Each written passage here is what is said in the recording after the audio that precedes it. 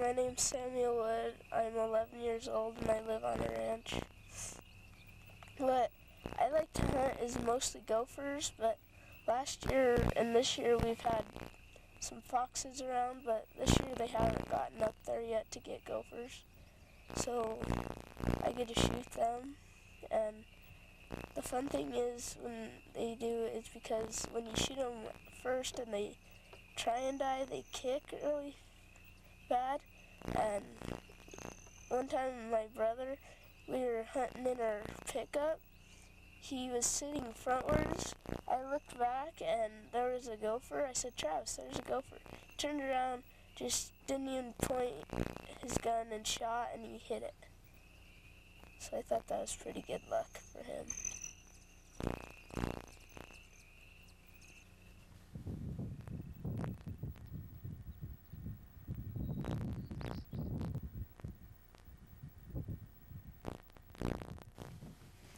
Well, the coyotes around here, they like howl at night and the dogs all bark, so usually my dad or my brother or I get our 22 and a bullet out and just go shoot so the dogs will be quiet.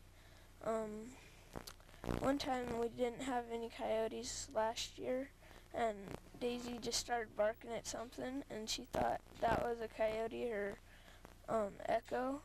So she just kind of barked all night until we went out and shot the 22 and she went to bed because the dogs on our ranch are just freaked of guns.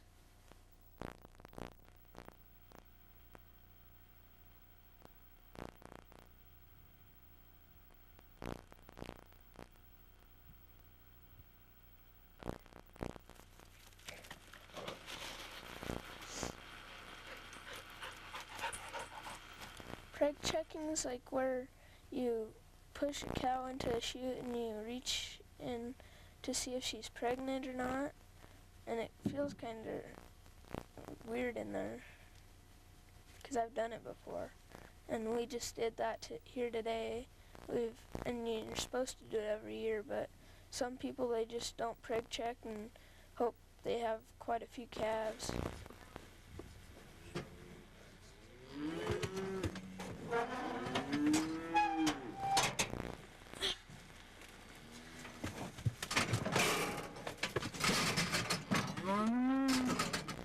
Squeeze her. I think just put her there. She'll go in.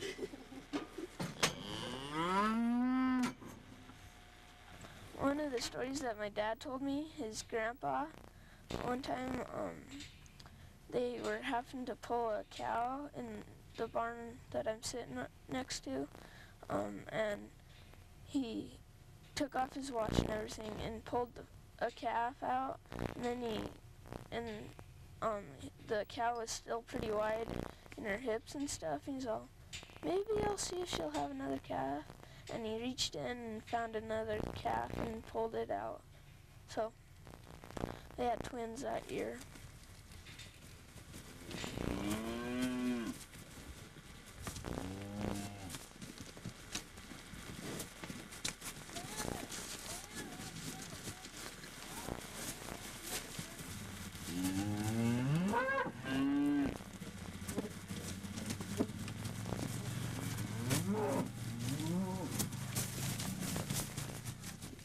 We have two horses. One's a paint, and her name's Keisha. We bought her from a friend of ours up the Forks here. And the other one we got down at Centennial, which is down in Fort Collins. After I got booked off, I didn't really think nothing about it, except for maybe my arm was broken, my brother's neck might have been broken, but luckily that wasn't true. But I think riding horses is fun, so I just got back on after I had got my brace off, so I wasn't that scared to get back on for a while.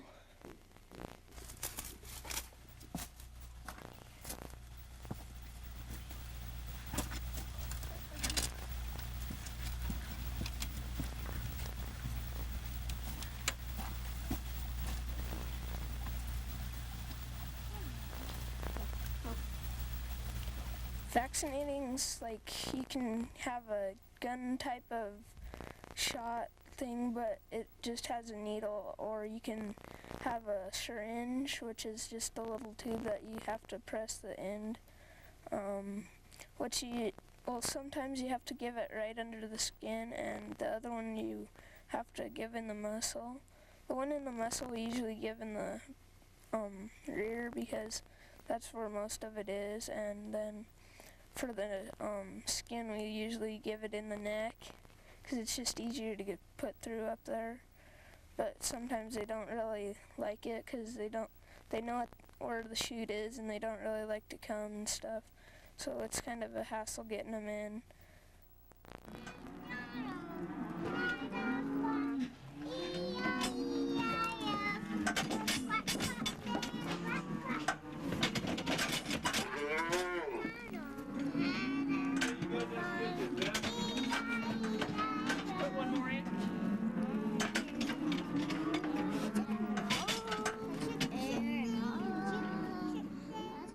I think being on a ranch, that helps you understand that, like death.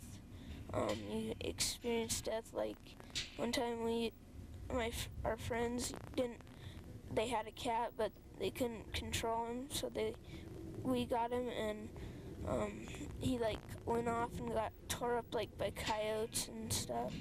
We finally came back, and my dad just shot him because he didn't want him to suffer, and that's kind of one thing you just have to live with for the rest of your life. Like my dad, I know, he still cries when he talks about that because he couldn't really stand to shoot that cat because he was a pretty good cat.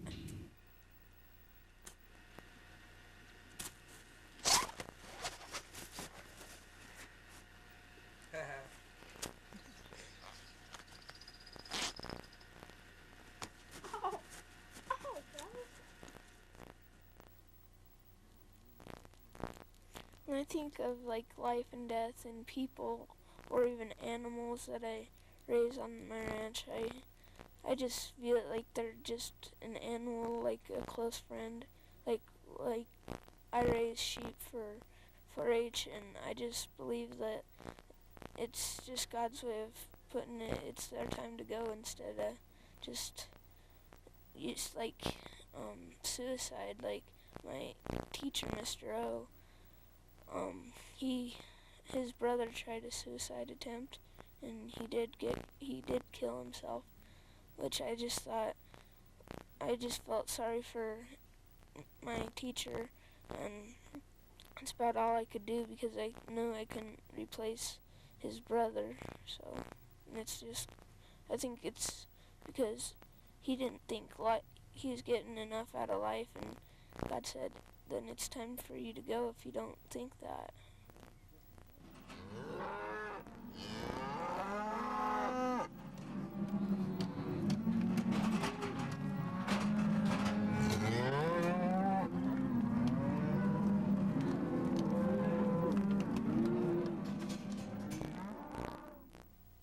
Well, when I have to send like my sheep or my pig off to slaughter, I really don't think of it much because we don't eat lamb, and this year I told my pig I wouldn't eat another piece of pork because I just thought it would be cruel. Like last year I had to eat my pig because it was the only meat we had.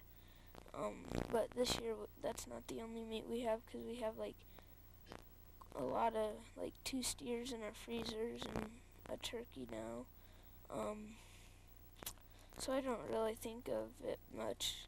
But I still will eat pork, but I won't eat my pig. Like if whoever bought my pig and I go over there, I'm not gonna eat pork from there.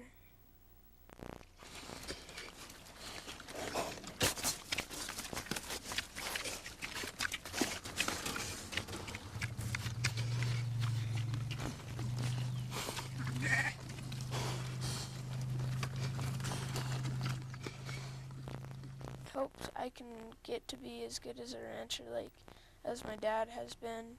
He's just taught me so much about ranching and how cows have calves and stuff, and over the years I've had to help pull calves out of the cows, and one time my brother a few years ago. We were moving some cows with my friend's dad and mom, and we were coming by here, and Travis said, maybe I'll go check the cows. And he did, and he had to pull his heifer, his 4-H heifer, and it died, and we thought it was pretty sad, so my mom the next day or so went down to Denver and got him a calf.